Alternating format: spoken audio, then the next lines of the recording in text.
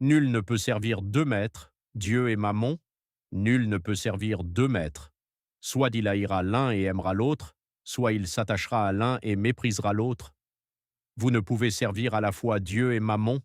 Évangile des 12, chapitre 26, verset 14. Cette phrase fait partie des avertissements les plus puissants de Jésus.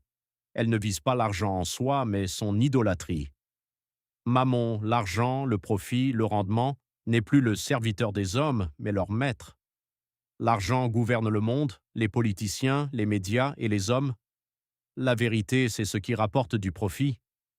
L'argent détermine qui vit et qui meurt, qui guérit et qui souffre, qui a accès à la nourriture, à l'eau et à l'éducation, et qui n'y a pas accès.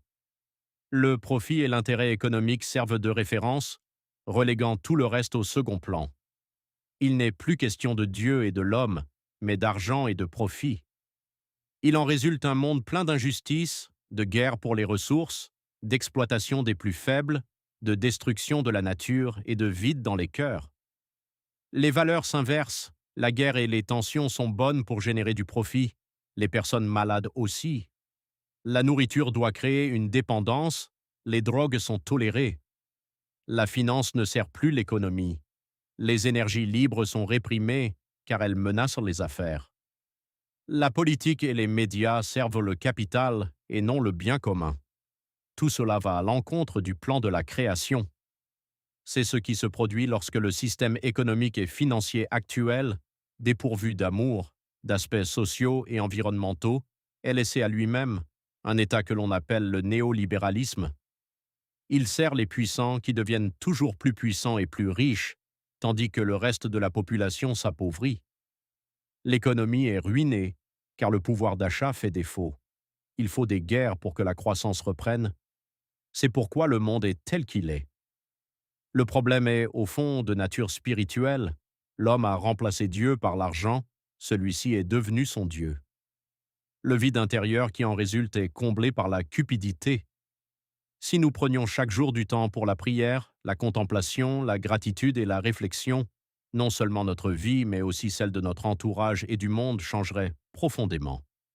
Je m'accorde régulièrement un moment de silence à cette fin. Je sens la différence quand je ne le fais pas. Un autre monde est possible.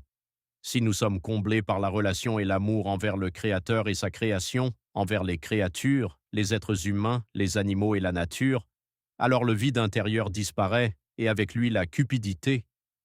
La joie et la gratitude prennent leur place.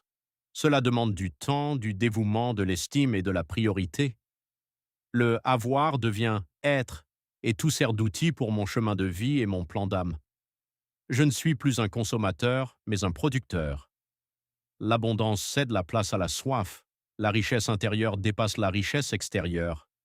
Ce qui est de trop et pèse est partagé, ce qui engendre la joie et la proximité avec Dieu. Car lorsque nous vivons le plan de la création, nous nous rapprochons du Créateur, et inversement. Les pensées grandissent parce qu'elles sont partagées, la lumière devient plus forte lorsqu'elle est transmise.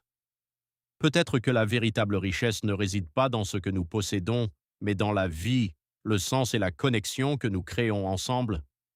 Si nous consultons les écrits apocryphes, nous y trouvons la solution, le lien avec le divin en nous et autour de nous, le retour à l'ordre de la création. Et un autre concept pour l'économie et le système financier. Ce concept est au service des hommes et non l'inverse.